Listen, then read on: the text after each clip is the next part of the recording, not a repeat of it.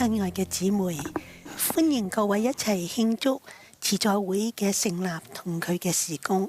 呢幅由麥可馬爾姆創作嘅宏偉畫作，優美咁描繪咗唔同嘅時代、種族同埋族群嘅男女、兒童同年輕人嚟到救主耶穌基督面前。呢個就係慈在會嘅事工，鞏固喺耶穌基督嘅門徒身份，同準備好返到天上父母嘅面前。你哋係我哋嘅姊妹，而我哋亦都係你嘅姊妹。呢一場祈禱會開始嗰陣，已經有人向你哋介紹過眾會慈在會嘅資訊議會。佢哋忙召喚同按手選牌，向我哋建議點樣帶領慈在會嘅姊妹，而且會同我哋一齊商議。佢哋就好似各位一樣，係喺面對塵世生命裏邊各種複雜嘅處境同埋挑戰嗰時，都依然會係信心堅定嘅婦女。今年同本場轉播一齊發嘅討論片，可以令各位有機會喺佢哋身上得到啟迪。全球有超過800萬嘅慈在會婦女，透過給予同接受屬世同屬靈嘅語解，我哋能夠更接近耶穌基督，變得更加似佢。我哋祈求喺各位聆聽我哋嘅信息嘅時候，聖靈能夠同你哋一齊。呢啲信息係為各位所準備。之後我哋將會聆聽12使徒定額組嘅昆丁柯克長老分享喺耶穌基督福音裏邊嘅親愛姊妹，你哋的確係我哋嘅姊妹。親愛嘅姊妹，我哋每一次都好感恩可以同你哋共聚一堂，無論係實體聚會定係透過屬靈嘅連結，你哋嘅忠誠同良善都令我好感動，亦令我深受啟發。你哋將救主嘅愛同安慰帶俾周遭嘅人，願你哋因為咁而蒙福。我哋愛你，亦為你哋祈禱。幾年前我去咗托兒班度探訪，托兒班嘅領袖嗰日冇返，我發現冇人預備任何課程。我喺櫃入邊揾到一本課程書，然後揀咗一個以神嘅愛為主題嘅課程，裏面有一張圖片，佢係嚟自世界各地嘅小朋友，代表住神愛每個人。我問托兒班嘅小朋友，神嘅愛係點樣㗎？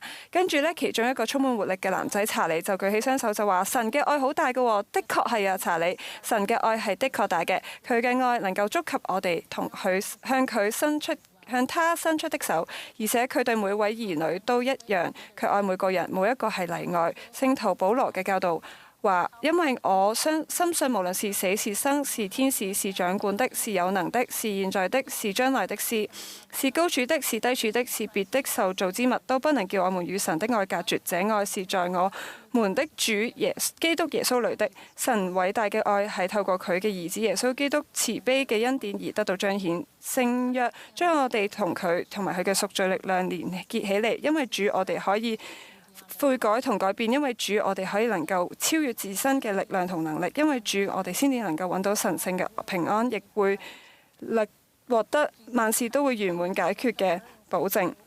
耶穌基督幫我哋減輕重擔，同我哋一齊分擔嗰啲我哋自己唔能夠承受同我哋唔應該自己承受嘅重擔。容許我分享一個人嘅例子。冇幾耐之前，我發現自己嘅處境充滿挑戰，令我感覺到不安同埋冇被重視。呢啲情緒開始佔據我嘅思緒，消耗我嘅精力。我忍唔住咁諗，點解呢件事會令我困擾嘅呢？我努力咁樣去提供幫助，善待其他人，清晰明白咁樣去表達自己，但似乎冇改變。我覺得自己好似被困住。我覺得我渴望得到紓解，獲得平安。有一晚，我心煩意亂，我哋跪喺床邊開始祈禱，我真係頂唔順啦，我成個人崩潰啦，喊咗出嚟，我再承受唔到啦，呢一切太沉重啦，你一定要幫我分擔，你可唔可以幫我分擔啊？我唔該你啦，我將呢一個重擔交俾你啦，求下你啦，幫下我啦，我藉住神子嘅憐憫尋求幫助。喺嗰一刻，我諗起耶穌基督為我受苦，擔當我嘅憂患，透過佢，我嘅重擔能夠減輕。我突然間覺得有希望，同小阿爾曼嘅經歷一樣。佢諗起救主贖罪嘅力量，話：我的心抓住這個念頭，我便在心中呼喊：耶穌啊，你這位神的兒子，請憐憫我這個身陷苦膽之中的人。第二日，平安取代咗沉重。嗰種感覺係一種出乎我意料之外嘅平安。嗰份平安源自於我知道呢一切都係天父與子嘅手中，我唔需要單獨承受。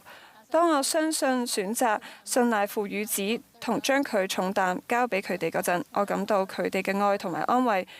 佢哋亦藉此指引我應該要點樣獲得支持。喺跟住落嚟嘅幾日到幾個禮拜，我逐漸獲得新嘅觀點，我能夠以更好嘅角度去睇當前嘅情況。我冇諗到以接近神嘅觀點嚟看待克服嘅考驗係幾咁強大嘅恩賜。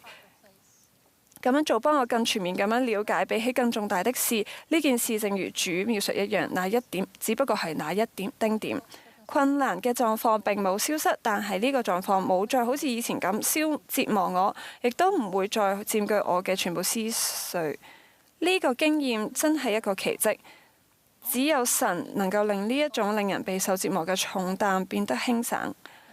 喺獲得完書解之際，我讀到先知徐納斯嘅話，正好描述咗我嘅經歷。由於我的苦難和誠意，你垂聽我。你因你子的緣故對我這樣慈悲，所以我要在一切苦難中呼求你，因為我的快樂在於你。你已因你子而免除對我的懲罰。各位姊妹，讓我哋選擇相信耶穌基督，並藉着佢嘅贖罪大能，尋求我哋所需嘅幫助。有時候我哋可能喺自動模式相信神係喺一般嘅情況下都會自動幫我哋，但我哋唔會主動懷住信心向神祈求，相信佢的確有能力同必定會幫我哋。我認為天父希望你同我懷住對耶穌基督嘅信心，相信佢為你犧牲，如今依然具有效力，並且真誠咁樣向佢尋求我哋所需嘅幫助。佢嘅贖罪，佢所承受嘅苦難，都係為咗你。佢愛你，渴望祝福你同撫平你嘅傷痛，賜俾你所需嘅幫助。唔單止係呢一刻，而係永遠都係咁。佢有能力咁做，我哋只需要運用信心奉行聖約同選擇信賴佢就可以啦。特林烏克斯會長教導，由於救主在巡世贖罪的經驗，使他能夠安慰、醫治並鞏固各地所有的男女，但我相信他只會對那些尋求他、請求他幫助的人這麼做。我們相信他並祈求他協助時，才有資格獲得這項祝福。我哋本來就唔係一定要獨自面對挑戰同心痛嘅經歷，我哋本來就有一位救主，佢會依照個人情況賜俾我哋神聖嘅能力、愛同埋安慰。佢希望填補我哋嘅內心嘅缺乏，同撫慰我哋痛苦嘅心靈。你聽唔聽到佢對你講話呢？就好似佢曾經對喺苦難裏邊嘅阿爾曼人民講話一樣，抬起頭來，歡心吧，因為我知道你們與我立的約，我要與我民立約，救他們脫離束縛。我也要減輕你們肩上的重擔，即使你們身受束縛，也不覺背上有重擔。我必須這樣做，使你們今後可為我作見證，確實知道主神的確在我人民苦難時拜訪他們。喺上次總會大會嘅演講裏邊，我分享咗一幅畫，標題為《我飲了》。呢句話出自於《教義和聖約》，教主喺客西馬尼園受苦嗰時，佢自己所講嘅話。那種痛苦使我自己就是神一切中最偉大的，也因疼痛而顫抖，每個毛孔都流血。然而，願榮耀歸於父，我飲了並完成了我為人類兒女所作的準備。救主飲了，令我哋能悔改同埋獲得潔淨。他飲了，因此我哋能夠獲得力量、救助同醫治。他飲了，為咗能夠減輕我哋嘅重擔，並賜俾我哋平安。佢飲了，我哋先至能夠返到父嘅面前，與我哋所愛之人共享永生。他飲了，係出於對至於你我嘅愛。隨住時間推移，我自己都不斷改變。呢幅畫亦有咗唔同嘅意義，我同救主嘅關係不斷深化，亦更深刻咁樣了解佢為我所做嘅事。我哋選擇信賴佢，依靠佢悔改佢，同埋並讓佢嘅贖罪確實咁滲透到我哋生命各個層面嗰時，我哋看待佢喺我哋生命裏面所扮演嘅角色，亦會隨之改變。我知道天父同救主愛你，我知道耶穌基督活着，佢係世界嘅救主、救贖主，佢嘅贖罪係為咗你。願我哋能夠憑住信心為我哋所需要嘅事祈求，然後只管站着看耶和華今天向你們所要施行的救恩。呢個係我嘅祈禱，奉耶穌基督嘅名，阿門。親愛嘅姊妹，無論你住喺世界上邊個地方，請知道我哋愛你哋，你天上嘅父同救主都好愛你哋。我知道有時可能唔係咁容易感受到佢哋嘅愛，我自己都試過咁，但我要向你哋見證，佢哋對你嘅愛永遠都唔會改變，即使喺你生命入邊嗰啲最黑暗嘅時刻，令你好難感受到佢哋嘅愛，嗰份愛一直都存在。我哋大部分人都中意陽光普照嘅日子，係咪？當陽光照落嚟，大自然入邊所有嘅色彩就會更加鮮明。天氣凍嗰陣，我哋都中意陽光照住自己塊面嘅感覺，因為陽光帶嚟溫暖同光明。但無可避免會有陰天、雨天同黑暗嘅日子，我哋睇唔到太陽，亦感受唔到太陽嘅溫暖，所有色彩都變得暗淡無光。喺嗰啲陰天、狂風暴雨嘅日子，或者喺漆黑嘅夜晚，我哋會唔會懷疑太陽其實唔存在呢？我哋會唔會擔心太陽以後都唔會再發光呢？當然唔會啦！我哋知道，只要暴風雨一結束，夜晚過去，啲雲散開，我哋就會再次見到太陽耀眼嘅光芒，感受到太陽嘅溫暖。太陽一直都喺度，唔會改變，亦唔會動搖，係始終如一。呢個正正就係救主嘅光同佢對我哋嘅愛寶貴嘅比喻。佢嘅光為我哋生命中嘅一切增添色彩同意義。佢嘅愛溫暖我哋嘅靈魂，為我哋嘅未來帶嚟希望。但係就好似係陰天、狂風暴雨同黑暗嘅日子，我哋睇唔到太陽一樣，喺我哋塵世旅程嘅入邊，亦會有陰天、狂風暴雨同黑暗嘅日子，令我哋唔係咁容易感受到救主嘅愛或者見到佢嘅光。有時我哋可能覺得天父同救主好似喺我哋生命中入邊消失咗一樣，我哋會覺得好驚，以為佢哋離棄我哋，唔再愛我哋，而我哋只係得自己一個。就連約瑟斯密同救主自己都曾經覺得自己被神離棄。但係各位姊妹，我向你哋見證，冇任何嘢能夠將我哋同天父仲有耶穌基督嘅愛隔絕。佢哋嘅光同埋佢哋對我哋嘅愛始終如一，唔會改變，亦唔會動搖。就好似太陽嘅光明同溫暖一樣，我哋唔需要擔心佢哋會離棄我哋，因為佢哋永遠都唔會，而佢哋嘅本性根本唔會咁做。我記得我同我丈夫結婚之後冇耐就搬咗去墨西哥，嗰陣時我覺得好孤單，人生第一次我離開自己嘅家鄉同原生家庭，搬到好遠。嗰陣我唔係好識講，亦唔係好聽得明當地嘅語言。我馱住我哋第一個 BB， 而我丈夫大部分時間都出咗去返工同返學。我記得當時自己感覺極度孤單、迷茫，仲好驚添。我好難感受到天父對我嘅關心，我亦感受唔到救主嘅愛嘅溫暖同光明。開始有黑暗、沮喪同絕望嘅感覺，但慈助會有啲姊妹向我伸出援手，佢哋攬住我，令我感覺到自己唔係得一個人。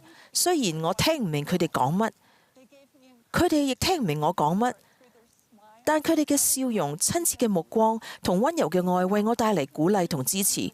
正因為我感受到佢哋對我嘅愛同接納，驅散咗一直籠罩住我嘅黑暗。我開始再次感受到天父對我嘅愛同支持。各位姊妹，我哋都可以為彼此咁樣做。我哋呢度所有人都係天上父母嘅女兒，我哋需要彼此。無論我哋住喺邊度，無論我哋各自嘅處境係點，我哋都唔應該感覺孤單或者被孤立。四周圍都係我哋屬靈嘅弟兄姊妹，我哋都喺呢個時間嚟到地球，我哋都非常需要彼此。比較同論斷彼此嘅誘惑係嚟自我哋嘅仇敵嘅，佢想分化我哋，因為佢知道當我哋感受到合一、愛同彼此支持嗰陣，就會產生極大嘅力量。當我哋努力以神嘅女兒嘅身份合一，我哋就可以幫助彼此感受到救主嘅愛。讓我哋翹住大家嘅手臂，互相扶持，一齊行返屋企。我相信天父同救主經常向我哋發出愛同支持嘅信息，但好多時因為我哋冇留意，所以冇認出。當我見到蜂鳥喺窗外邊，睇到好靚嘅日落，或者只係留意大自然入邊嘅美景同奇觀，好多時都幫助我感受到佢哋嘅愛。當我遇到困難，覺得好灰心嗰陣，有時會因為讀到某段特別觸動我嘅經文，一段鼓舞人心嘅對話，又或者聽到一首優美嘅聖詩或振奮人心嘅歌曲入面嘅歌詞，使我認出佢哋發出嘅愛同支持嘅信息。我好鍾意我哋新嘅聖詩《救主連麻雀都看顧》，第一節歌詞係咁嘅：我怎會沮喪至此？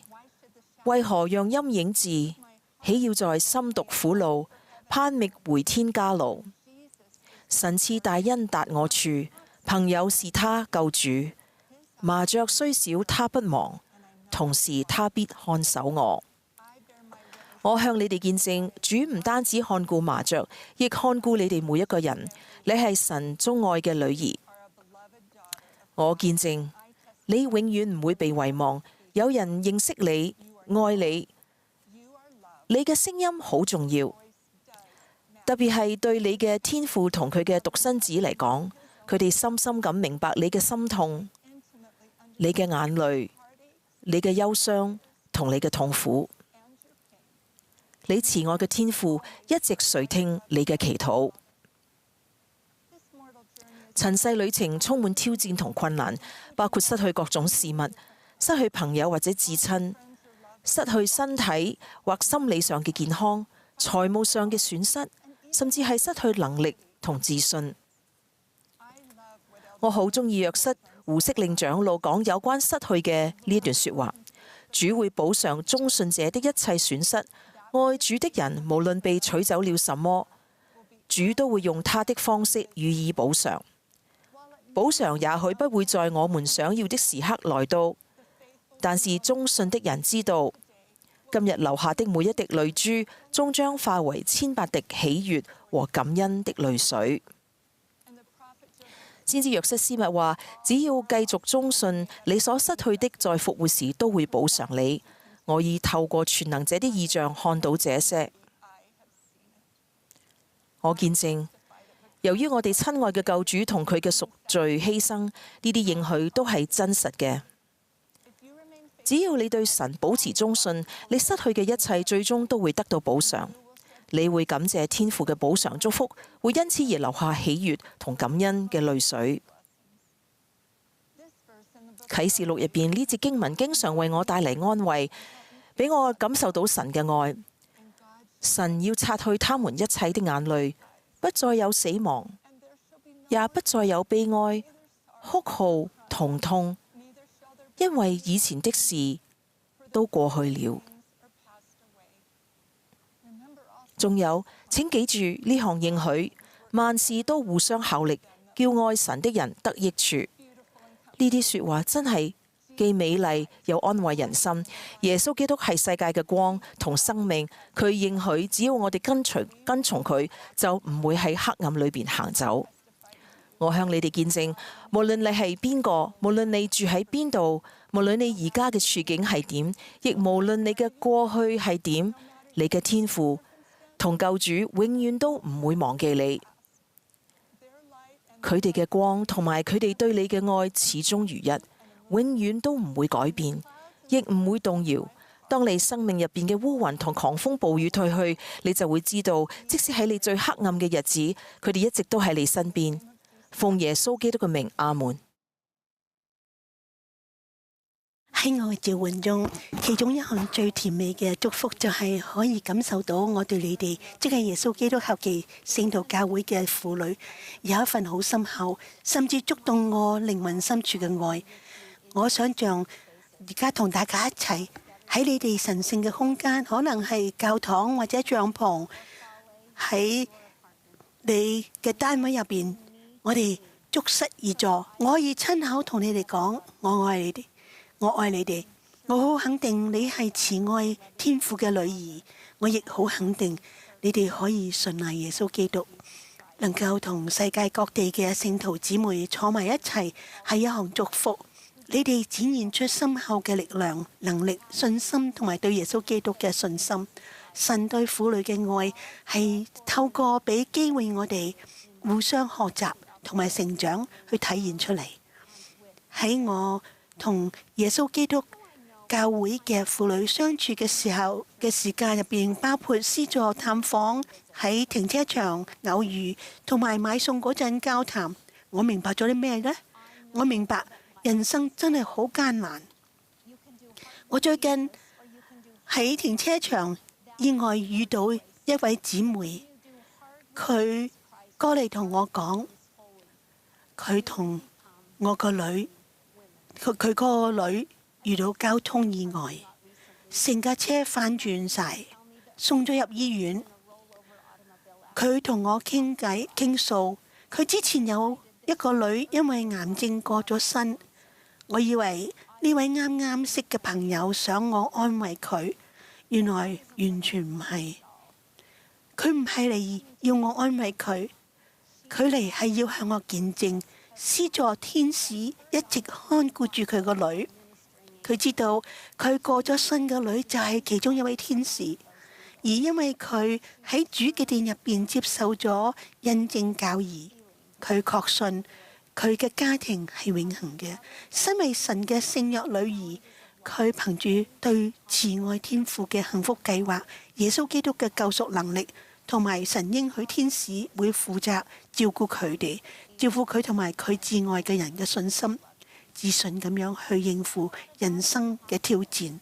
佢仲有個女喺醫院留醫，佢嘅塵世經驗依然係艱難，但係我朋友選擇同耶穌基督一齊面對困難，而唔係靠自己一個面對。佢嘅苦難成為一個聖潔嘅時刻，聖潔嘅時期。我認識一位姊妹，佢獨力撫養4個年幼嘅小朋友，佢要返工賺錢養家，而喺呢個時候，佢媽媽被診斷出患出惡性癌症。佢同我講，喺呢段令人心碎嘅日子入邊，佢開始更懇切、更頻繁咁樣去祈禱，甚至點樣去供養自己嘅仔女嘅事去祈求幫助。佢要請天父同救主幫佢，佢信賴佢，佢準備去主嘅殿入邊立約。雖然佢媽媽嘅健康日漸惡化，佢哋仍然同家人朋友一齊去到最近嘅聖殿。就喺佢媽媽過身之前，我呢個朋友接受咗恩導門。佢嘅塵世經驗仍然好艱難，但係佢選擇透過聖約同救主緊緊連結，令面前嘅路感覺得容易咗。雖然係難，但係會容易咗。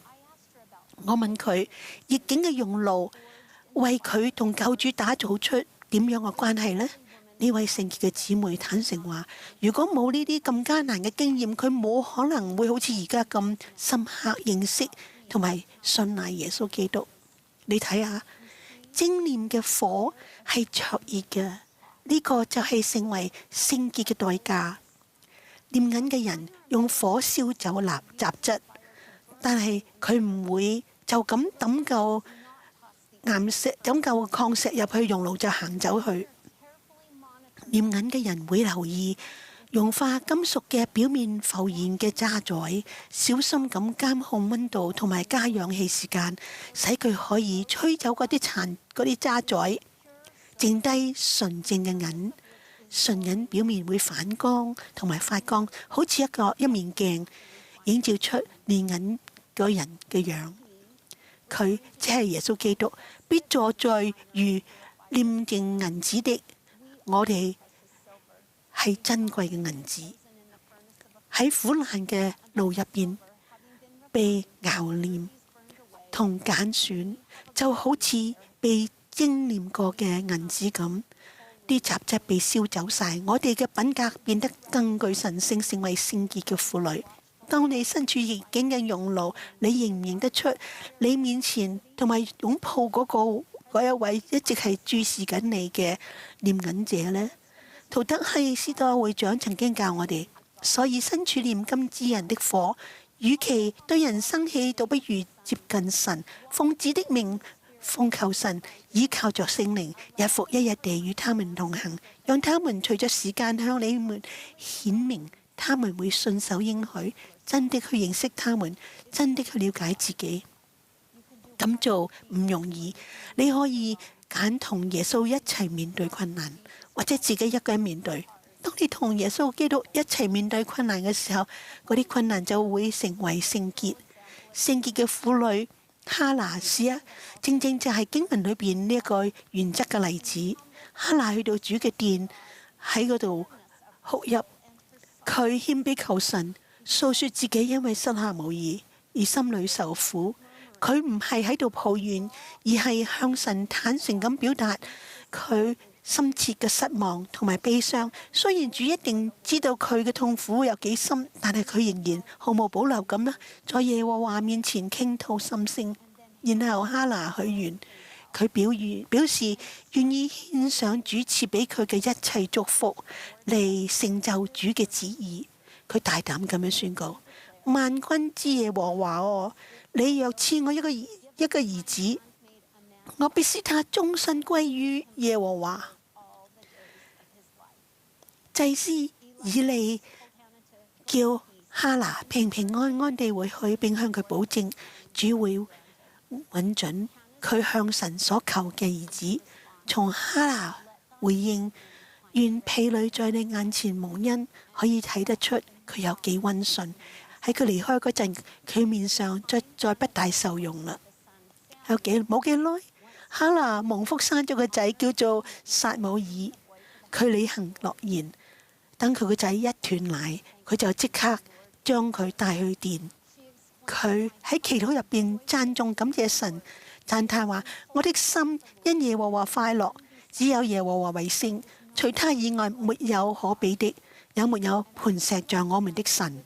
然後佢將撒母耳交俾祭司以利，將撒母耳完全奉獻俾做神嘅事工，只係一個啱啱戒奶嘅 BB。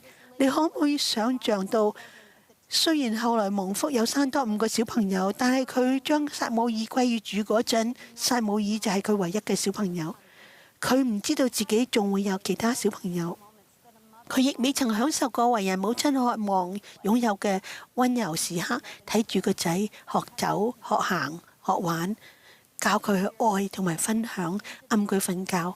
每年佢同丈夫去主嘅殿獻年祭嗰陣，會帶一件佢親手為撒母耳做嘅小外袍。佢見到撒母耳嗰陣會講咩呢？每次同個仔講再見，呢個母親嘅心裏邊有咩感覺呢？經文冇講到佢有幾心痛，但係我要想象。你睇哈拿好忠順，但係佢嘅人生仍然好艱難。喺我哋嘅慈助會入邊嘅姊妹，有好多現代嘅哈拿，聖潔嘅婦女，即使身處逆境，佢哋仍然會喺主嘅殿入邊崇拜禁食，喺祈禱入邊傾吐心聲，獻上主賜俾佢哋嘅一切祝福，堅定佢哋同主所立嘅承諾，同埋信賴主對佢哋嘅旨意，同埋主嘅時間表。我哋喺一個會衰老同埋患病嘅身體嘅人入邊經歷塵世經驗。我哋同其他人都有榮耀嘅機會，去運用我哋嘅選擇權去行善或者作惡，所以人生一定會艱難。你哋可以揀同耶穌基督一齊面對困難，或者自己一個人面對。但係我可以肯定，當你同耶穌基督一齊面對困難，嗰啲苦難就會成為聖潔。聖潔嘅時期，聖潔嘅空間，聖潔嘅婦女。最近聽到啲小朋友呢啲歌詞話：我需要更接受耶穌，多一點光，多一點愛，多一點希望。我需要更接受耶穌。各位姊妹，我哋需要更接近耶穌，更多佢嘅光、佢嘅愛、佢嘅希望，同埋醫治強化力量。聖潔嘅婦女會專注喺耶穌基督身上。我哋談論基督，因基督而快樂，包向基督嘅話，在基督堅定不移地努力前進。仁愛即係基督純正嘅愛，係永遠唔會令我哋失望嘅。如果你暫時覺得自己冇咩塵世經驗嘅挑戰，不妨聽下尼爾麥士維長老呢個忠告。我們自己若沒有被擺在十字架上，就應當幫助別人一臂之力，滿懷悲憫，提供屬靈的滋養。呢個係聖潔婦女嘅事工。我見證耶穌基督係我哋嘅救贖主，係注視我哋嘅慈愛憐憫者。只要我哋喺苦難嘅熔爐入邊信賴佢，艱難嘅時候就會將我哋變成聖潔嘅時間。我哋亦會成為聖潔嘅婦女。我愛你哋，我好肯定喺天上嘅慈愛父母嘅女。我好肯定你哋可以信賴耶穌基督，奉耶穌基督嘅名，阿門。親愛嘅姊妹，我好高興能夠參與呢個非凡嘅慈助會活動。我感謝所發生嘅一切。我好鍾意卡米爾占森會長、安妮特丹尼斯姊妹同埋克里斯丁如姊妹所分享嘅信息。我一直蒙受祝福，有好多傑出嘅女性一直喺我身邊。我永遠感激佢哋對我嘅影響。我嘅感激之情實在係難以形容嘅。即使佢哋喺生活嘅各個層面都追求卓越，但係仍然會強調要去感受同埋感謝神喺佢哋生命裏面展現嘅愛。我嘅妻子瑪麗就係一個非常之好嘅例子。佢努力咁活喺街上的向陽面。對各位美好嘅婦女演講，我深感責任重大。各位嘅身份同埋各位喺呢個艱難嘅世界裏面對主同埋對佢教會嘅忠誠，已經贏得我嘅愛同埋敬重。親愛嘅姊妹，請唔好低估自己嘅力量，亦都唔好低估自己嘅能耐、慈愛同埋敏銳嘅影響力，能夠為你身邊嘅人帶嚟嘅力量同埋影響。只要你努力過基督般嘅生活，就可以祝福好多人。有時候喺你真心渴望跟隨耶穌基督同埋行善嘅過程裏面，可能會覺得無論自己有幾努力或者做咗幾多嘅事都係唔足夠。有時候即使其他人覺得你做得幾好，你可能仲係會覺得自己能力不足或者係冇乜效果。不過你傑出嘅工作所展現嘅善意同埋表達嘅愛，對於有幸能夠同你交誼嘅人嚟講係無比嘅祝福，亦都已經係足夠嘅。我哋生活喺動盪嘅時代，世界確實喺騷動之中，好多屬於靈性嘅挑戰，好多社會嘅議題係我哋個人未必能夠解決到嘅。但係另一方面又同我哋息息相關。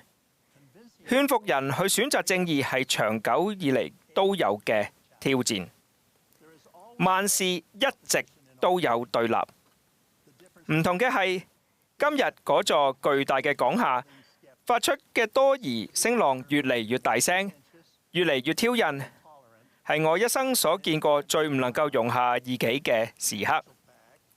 事實上，呢一類嘅挑戰一直都存在。耶穌基督後期聖徒教會成立嘅前一年，先知約瑟斯密喺翻譯摩爾門經嘅時候，主向約瑟同埋奧利弗考德利啟示咗而家嘅教義和聖約第6篇，裏面涵蓋咗應對艱難時期嘅忠告。主安慰佢哋話：小羊群，不要怕，要行善，讓大地和地獄聯合起來與你們作對吧。只要你們建立在我的磐石上，他們就無法得勝。主仲勸誡佢哋話，在每個思想上都要仰望我，不要懷疑，不要懼怕，要忠信，遵守我的誡命，這樣你們必繼承天國。阿門。回顧嗰啲早期嘅聖徒，佢哋所承受嘅艱苦，以及佢哋辨認出神嘅愛同埋施助彼此所展現嘅榜樣，都令我哋深受感動。洗禮係我哋檢視自己人生並且信守耶穌基督福音嘅基準線或者係起點。除咗新歸信者同埋年紀好細嘅人以外，對我哋好多人嚟講，洗禮已經係好多年前嘅事。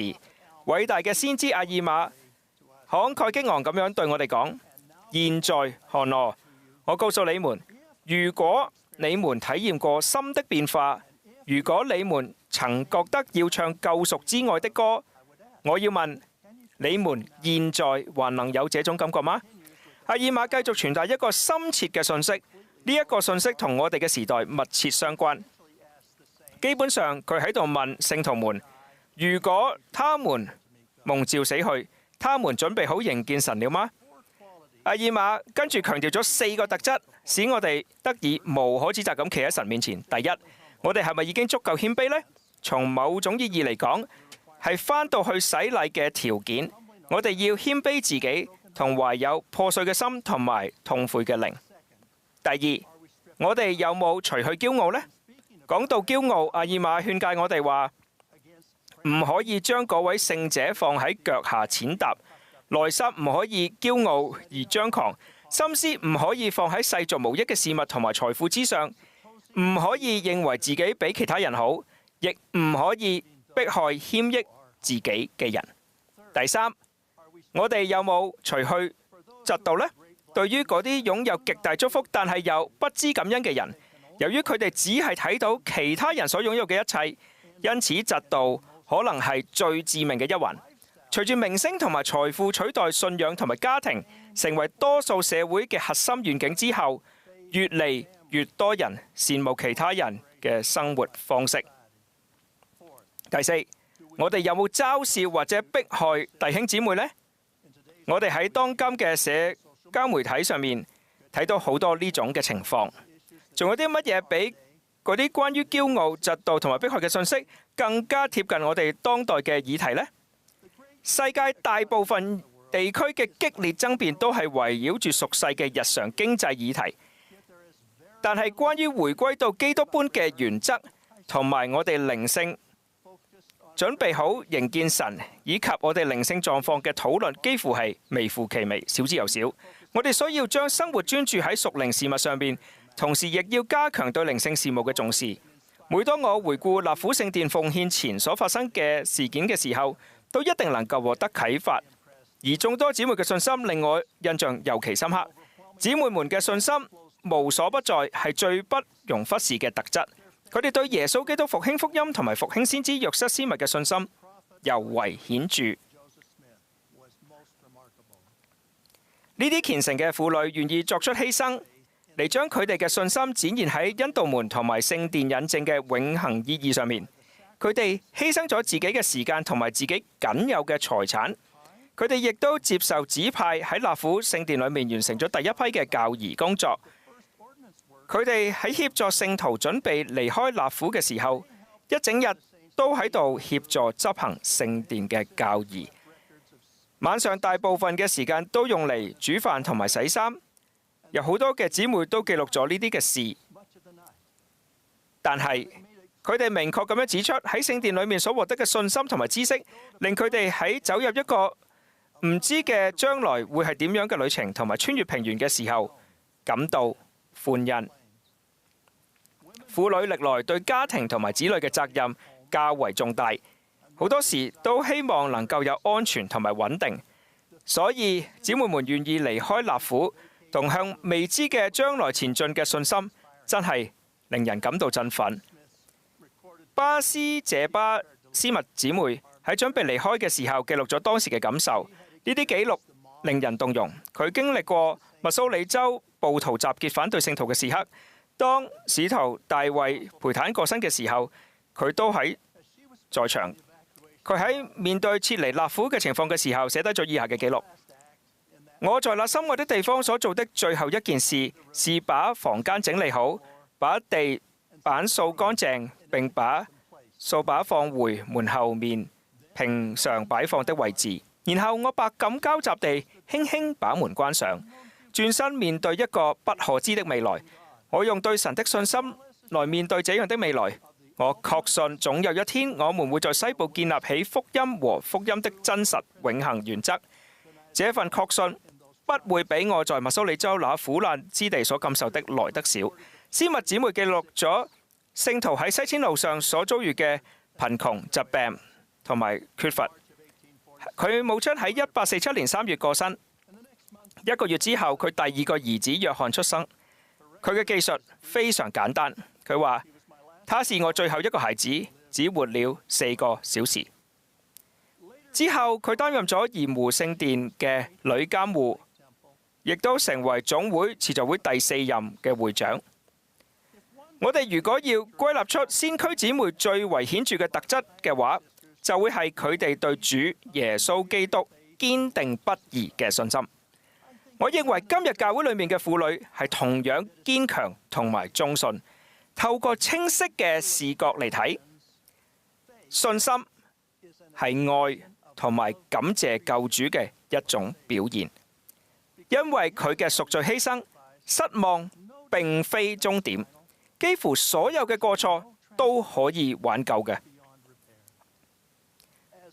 當我哋將信心專注喺耶穌基督，留喺聖約嘅道路上，就能夠達到永恆嘅目標。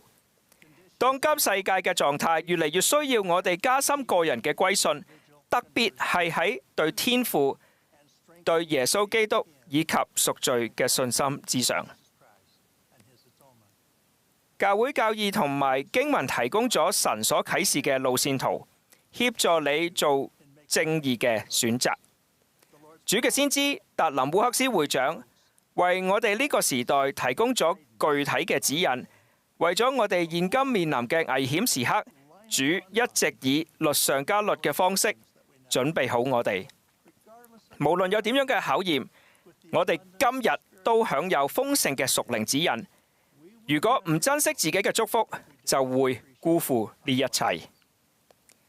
感謝你哋嘅榜樣同埋所做嘅一切。我要向各位見證，耶穌基督係世界嘅救主同埋救贖主。佢活着，佢俾我哋返到佢身邊所需嘅愛同埋指引。我咁樣見證係奉耶穌基督嘅名，阿門。